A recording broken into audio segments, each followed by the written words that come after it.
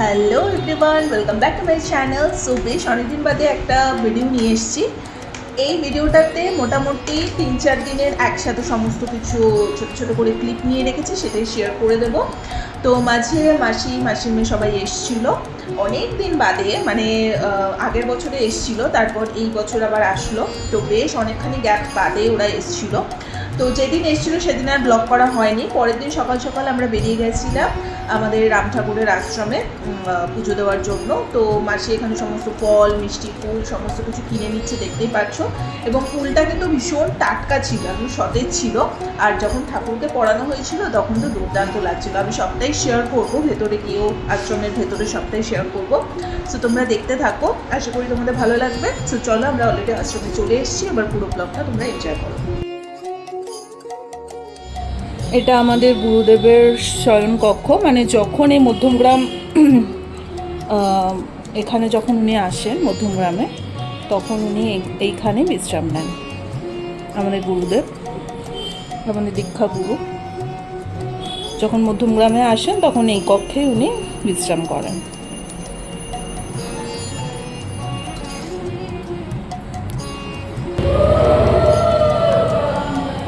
জয় রাম, জয় রাম, জয় রাম। এখনও অনেকেই আসেনি, মানে কেউই আসেনি, আমরাই আগে আগে এসেছি। তো এখন পুজো স্টার্ট হবে। জয় রাম, জয়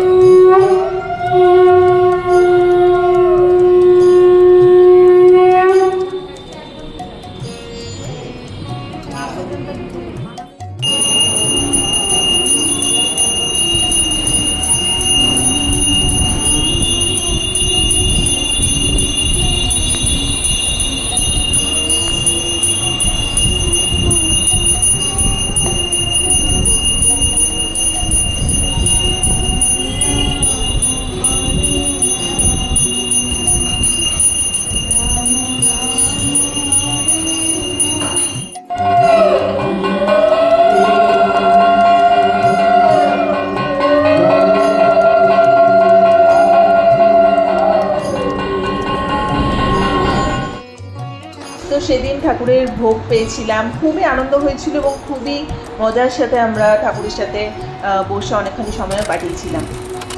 তো সো এটা হচ্ছে নেক্সট দিন, আমরা সকলে রেডি ফেডি হয়ে নিচ্ছি। আজকে মা আর মাসিকে নিয়ে যাব হচ্ছে বারাসাতের বারবিকিউ নেশনটায় খাওয়া দাওয়া করতে।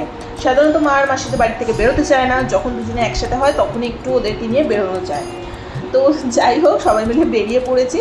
এবং বারবিকিউ নেশনে সত্যি বলতে তোমরা সবাই জানো যে ওখানে স্টার্টার আর ডেজার্ট আইটেমটা ঠিকঠাক থাকে, কিন্তু বাকি যে মেন কোর্সটা একদমই খাওয়ার যোগ্য থাকে না। তো বেশিরভাগ সবাই ওখানে স্টার্টার খেতেই যায়, তো আমরাও তাই করেছি, বেশি করে স্টার্টারটা খেয়েছি এবং স্টার্টার খেয়ে অর্ধেক পেট ভরে যায়। আর ডেজার্ট আইটেমও কিন্তু এবারে খুবই কম ছিল, লিমিটেড ছিল। তো যাই হোক, আর মেন কোর্স মোটামুটি ছিল আর কি। তো টুকটাক টুকটাক করে খেতে খেতে আমাদের পেট ভরেই গেছে। মেন আনন্দ হচ্ছে সবাই মিলে একসাথে বেরোনো, হইচই করা, মাদেরকে স্পেশালি নিয়ে বেরোনোটাই হচ্ছে চ্যালেঞ্জের ব্যাপার। আর মাসি যাওয়া বেরোতে চায়, আমার মতো বেরোতেই চায় না। ওই যখন একটু মাসি আসে তখন একটু একসাথে দুজনে হয়, তখন বেরোয় এবং আনন্দ করতে মজা করে।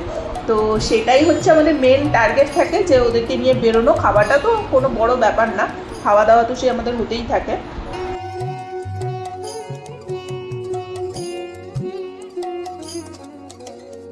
তো এই দিনটা আমরা কিন্তু খুব আনন্দ করেছিলাম এবং সত্যি বলতে সমস্ত কিছু মুহূর্ত এভাবে ক্যাপচার করা যায় না, যেহেতু সব ভাই বোন আমরা একসাথে থাকি, আমরা নিজেরাই আনন্দ করতে করতে আমাদের সময় চলে যায়। তো তাও ছোটো ছোটো মুহূর্ত আমরা তুলে রাখি, যাতে পরে আমরা এই ভিডিওগুলো দেখতে পারি।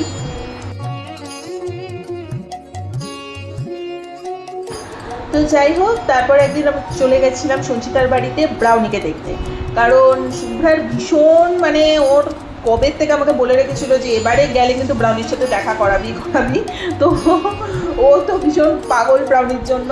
তো সঞ্চিতাকে বলেছিলাম বাড়ি থাকবে কিনা, ও বলেছিল হ্যাঁ, বোনটি নিয়ে চলে আয়। তো যাই হোক, সেই মতো ব্রাউনির কাছে আমরা চলে এসেছি এবং শুভ্রাকে দেখে তো ব্রাউনি ভীষণ ছটফট শুরু করে দিয়েছে এবং ভীষণ আদুরে একটা বাচ্চা, বলছি না, ভীষণ নিট অ্যান্ড ক্লিন থাকে ও সবসময়, আর খুবই মানে শান্ত টাইপের। মানে প্রথমে একটু এক্সাইটমেন্টটা হুড়োহুড়ি করছিল ঠিকই, তারপর একদম কোল ঘেঁষে বসে থাকে আর কি। তো আর এখন যেহেতু পুরোপুরি চেনা হয়ে গেছে আমাদের সাথে, তো যাই হোক, দেখতেই পাচ্ছ কত সুন্দর ব্রাউনি আদর খাচ্ছে। তো যাই হোক, আর ভাই তো ভীষণ পিছনে লাগে ব্রাউনির, যখনই যায় তো ভাইয়ের সাথে ব্রাউনির একটা চলতেই থাকে হাড্ডাহাড্ডি লড়াই, কিন্তু বাকি আমার কাছে বা শুভ্রার কাছে খুব আদর খায় ও। তো তারপরে আমরা খাওয়া দাওয়া করতে বসে পড়েছি। দেখতে পাচ্ছ ওরা ফার্স্টে একটু লিচি ড্রিঙ্কস দিয়েছিলো, গরমে ঠান্ডা ঠান্ডা লিচি ড্রিঙ্কসটা বেশ ভালো লাগছিলো খেতে। তারপরে আজকে হোয়াইট সস পাস্তা করেছিল, এর মধ্যে জয়ও একটু এসেছিলো, তো ও এসে আমাদের পিছনে একটু লেগে গেল, বললো ভয়েস ওভার দিবি না মিউজিক দিবি, এই যে ভিডিওটা করছিস, তো এইসব নিয়ে একটু পিছনে লাগছিলো।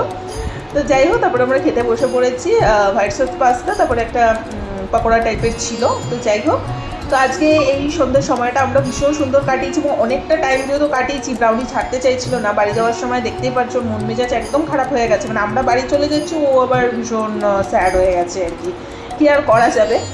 তো যাই হোক, তারপর যাওয়ার পথে ওদেরই পাড়ার একটা ফ্রেন্ডের সাথে দেখা হলো, ওর সাথে একটু কথা বলে নিলাম। তো খুব ভালো লাগে আসলে, পেট পুষলেই হয় না, তাদের নিট অ্যান্ড ক্লিন এবং ঠিকঠাকভাবে যত্ন রাখতে হয়, তবেই কিন্তু ভালো থাকে ওরা।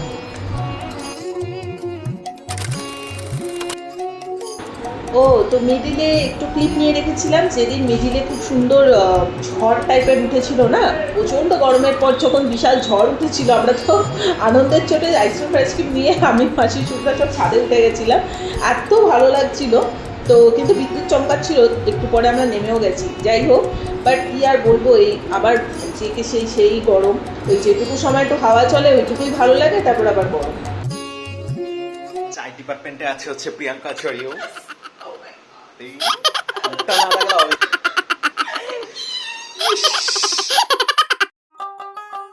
সো যাই হোক, মিডিলে একটু ফানি কিছু কোশ্চেন তোমাদের সাথে শেয়ার করলে, এরকম আমরা প্রতিদিনই করতে থাকি, ঠিক আছে, কিন্তু সব কিছু ভিডিও করা সম্ভব হয় না। তো যাই হোক, নেক্সট আরেকদিন আমরা চলে গেছিলাম মামাজকে সাথে নিয়ে আমাদের নতুন গ্রামে বক পিৎজাতে। আগেই যেটা বললাম যে একদম এরা বেরোতে চায় না, তো এবারে আমরা ঠিক করেই রেখেছিলাম দুই বোন মিলে যে এবারে আমাদের অ্যাকচুয়ালি প্রিন্সেপ ঘাটে নৌকা চড়তে যাওয়ার কথা ছিল, কিন্তু এই গরমের মধ্যে না আবার এতটা দূর ডিস্টেন্সে যাব আবার আসা, মানে লিটারেলি নেওয়া যাচ্ছিল না, তাই ভাবলাম যে থাক, বাড়ির কাছাকাছি এটাই ঠিক আছে। আর বম পিৎজার স্পেশালিটি তো ট্রেনে করে খাবার আসা, তো সেইটাই আরও দেখার জন্য মা আর মাসি গেছিলো।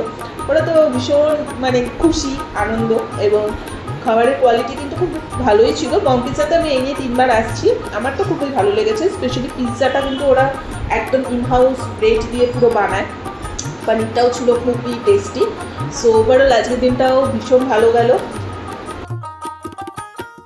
আর পিৎজা ঘাটে বোটটা চড়তে যেতেই পারতাম, কিন্তু আমাদের খুবই শিগগিরই একটা প্ল্যান হয়ে গেছে অলরেডি, এখনই বলবো না কোথায় যাবো না যাবো, আমরা এই 5 জন মিলেই যাচ্ছি। তো সেখানে অলরেডি বোট চড়ার অপরচুনিটি রয়েছে, সো সেখানে চড়বো, কলকাতায় কেন বেকার চড়তে যাবো। তো তার জন্যই আরও পিৎজা ঘাটে বোট চড়ার ব্যাপারটাকে ক্যান্সেল করে আমরা এখানেই আজকে এসেছিলাম। কোথায় যাবো না যাবো অবভিয়াসলি তোমাদের সাথে ব্লগ করে আমি সবটা শেয়ার করবো। আর খুবই রিসেন্ট, মানে খুবই তাড়াহুড়োর মধ্যে আমাদের প্ল্যানটা সমস্ত কিছু সেট আপ করা, এখনও ট্রেনের টিকিট আরএসি হয়ে রয়েছে, বাট খুবই ভালো হতে চলেছে সেই ট্রিপটা, অবশ্যই তোমাদের সাথে শেয়ার করবো। আর মাঝে আবার আমার বার্থডে যেহেতু চলে গেছিলো, কিন্তু তার পরের মাসে যেহেতু মাসিরা এসেছিলো, তাই শুভ্রা আবার আমার জন্য cheese cake, mango cheese cake আর ব্রাউনির অর্ডার করেছিল, তো ছোট্ট করে একটু সেলিব্রেশনও হলো। সো এই ছিল ওভার টোটাল একটা ভিডিও। সো যদি ভালো লেগে থাকে লাইক কমেন্ট শেয়ার সাবস্ক্রাইব করে দিও। আজকের মতো এখানেই টাটা।